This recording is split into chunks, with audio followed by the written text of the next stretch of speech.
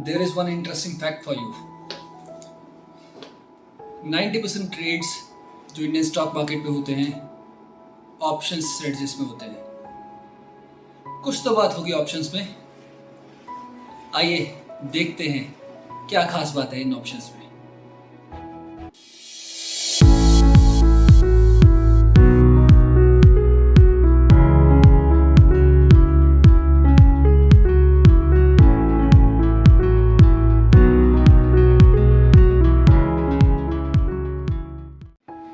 Hi, my name is Saurabh और आज मैं आपको लेके चलता हूँ स्कूल वाली पुरानी गलियों में, जहाँ पे हम सीखेंगे ऑप्शंस एंड ट्रेडिंग के बेसिक्स एंड उससे आगे बढ़ेंगे। Isn't that interesting? Welcome to strategic stocks and मैं आपको हैंड ओवर करता हूँ मिस्टर राघव शर्मा को, जो कि प्रोफेशन से एक सीए हैं and he has 6 years of trading experience. Over to Raghav. Hello friends, my name is Raghav Sharma and I am Chartered Accountant by profession. I welcome you all to Strategic Stocks channel. आज हम discuss करेंगे regarding basic of options. तो चलिए start करते हैं। Options को समझने से पहले हम समझेंगे about segments of market. Total 2 type के सेगमेंट्स हैं हमारे मार्केट में, एक है कैश सेगमेंट, दूसरा है डेरिवेटिव सेगमेंट। अब डेरिवेटिव सेगमेंट समझने से पहले हम समझेंगे what is cash segment. Suppose कीजिए अगर आपको किसी कंपनी के शेयर बाय करने हैं तो आप उसको कैश सेगमेंट में बाय करेंगे। फॉर एग्जांपल अगर आपको HDFC के शेयर्स बाय करने हैं तो आप उसको कैश सेगमेंट में बाय करेंगे। अब बात करते हैं regarding quantity in cash segment. आप कितनी क्वांटिटी बाय कर सकते हैं, it depends upon your capital invested. कोई मिनिमम रिक्वायरमेंट नहीं है कि आपको मिनिमम 10, 15, 20 शेयर्स बाय करने हैं। It all depends upon your capital invested. अब बात करते हैं होल्डिंग पीरियड की। कैश सेगमेंट में आप कितनी देर तक शेयर्स होल्ड कर सकते हैं, it entirely depends upon you. आप उसे कितनी देर तक होल्ड करना चाहते हैं, चाहे तो आप उसे 1 साल, 5 साल, 10 साल, जितनी देर तक चाहे आप उसे होल्ड कर सकते हैं। तो ये तो हो गया कैश सेगमेंट का कंसेप्ट कि कैश सेगमेंट में क्या क्या कवरेज है। अब हम बात करते हैं डेरिवेटिव सेगमेंट की। डेरिवेटिव सेगमेंट की बात करने से पहले हम सीखेंगे डेरिवेटिव का मीनिंग क्या है। एक्चुअली डेरिवेटिव है क्या। देखिए, डेरिवेटिव एक इंस्ट्रूमेंट्स हैं जो अपनी वैल्यू ड्राइव करते हैं किसी अंडरलाइंग एसेट से।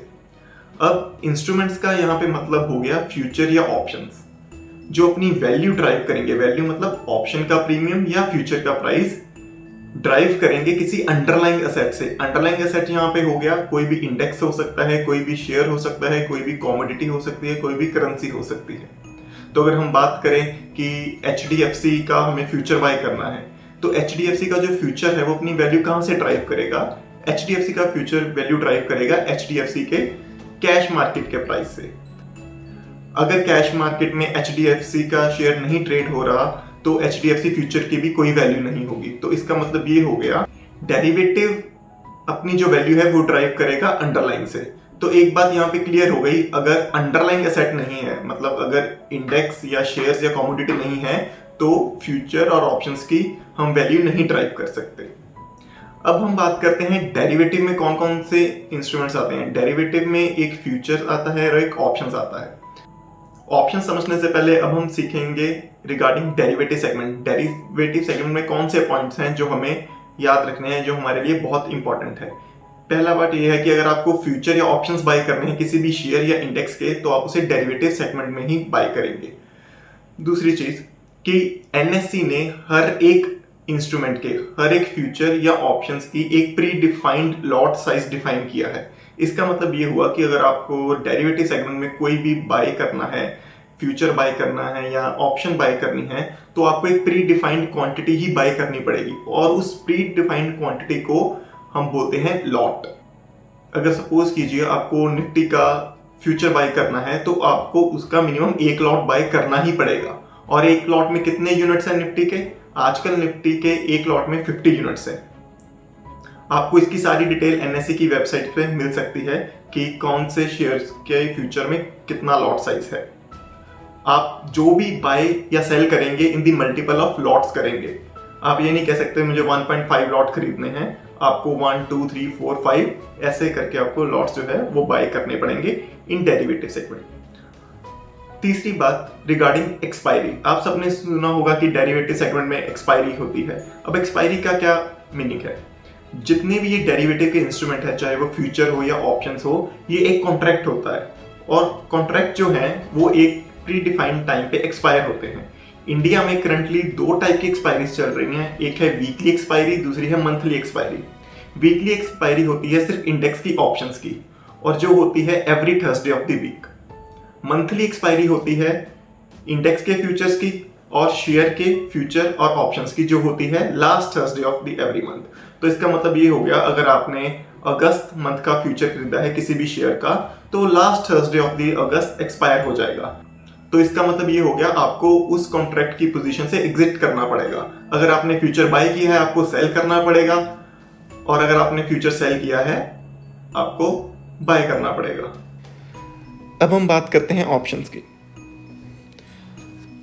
ऑप्शंस जैसे कि हमने डिस्कस किया कि डेरिवेटिव का एक पार्ट है। ऑप्शंस को अगर हमें बाय करना है तो हमें उसके लिए एक प्राइस पे करना पड़ता है, और जो हम वो प्राइस पे करते हैं ऑप्शंस को बाय करने के लिए, उसे हम बोलते हैं प्रीमियम। सो बेसिकली जो ऑप्शंस हैं, ऑप्शंस को बाय जो हम करते हैं वो हम उसके प्रीमियम को बाय करते हैं।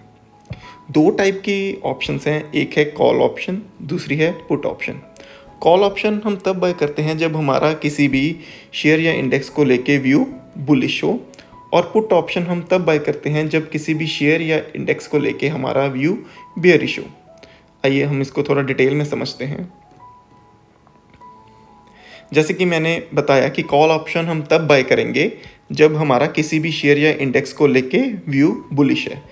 अगर हमें लगता है कि HDFC शेयर का प्राइस आने वाले टाइम में इंक्रीज़ होने वाला है तो हम उसकी कॉल ऑप्शन बाय करेंगे। तो जैसे ही शेयर या इंडेक्स का प्राइस इंक्रीज़ करेगा, कॉल ऑप्शन के प्राइस या प्रीमियम के प्राइस में भी इंक्रीज़ आएगा। ये हम बात कर रहे हैं as a buyer of call option. अब हम बात करते हैं रिगार्डिंग पुट ऑप्शन। अगर हमारा किसी भी इंडेक्स या शेयर को लेके व्यू बेरिश है, हमें ये लगता है कि आने वाले टाइम में इसमें गिरावट या डाउनफॉल आने वाला है, तो फिर भी हम इसकी पुट ऑप्शन बाय करेंगे। हमारे माइंड में ये कन्फ्यूजन नहीं रहनी चाहिए कि प्राइस गिरने वाला है तो हम पुट ऑप्शन को सेल करेंगे, ऐसा नहीं है। अगर हमें लगता है कि किसी स्पेसिफिक शेयर का प्राइस गिरने वाला है तो हम उसकी पुट ऑप्शन बाय करेंगे। जैसे जैसे शेयर का या इंडेक्स का प्राइस गिरेगा वैसे वैसे पुट ऑप्शन का प्राइस जो है वो इंक्रीज़ होगा। तो अल्टीमेटली जो हम ये कह सकते हैं कि जो पुट का प्राइस है वो शेयर्स के प्राइस के साथ नेगेटिवली कोरिलेटेड है, यानी कि एक का प्राइस गिरता है और दूसरे का प्राइस बढ़ता है। ये हो गया हमारा बेसिक ऑफ ऑप्शंस। कौन सी कॉल ऑप्शन बाय करनी है, कौन सी पुट ऑप्शन बाय करनी है, प्रीमियम कैसे डिफाइन होता है, एटीएम, आईटीएम, ओटीएम क्या है, कौन सी एक्सपायरी की बाय करनी चाहिए, कौन सी स्ट्रेटजी बनानी चाहिए, ये हम सब डिटेल में डिस्कस करेंगे अपने आने वाली नेक्स्ट वीडियोस में। तो अगर आपको कोई भी डाउट है रिगार्डिंग बेसिक ऑफ ऑप्शंस तो आप काइंडली कमेंट बॉक्स पे राइट कीजिए। मैं ट्राई करूंगा अपनी नेक्स्ट वीडियो में उन सभी डाउट्स को क्लियर करने के लिए। Thank you very much for watching.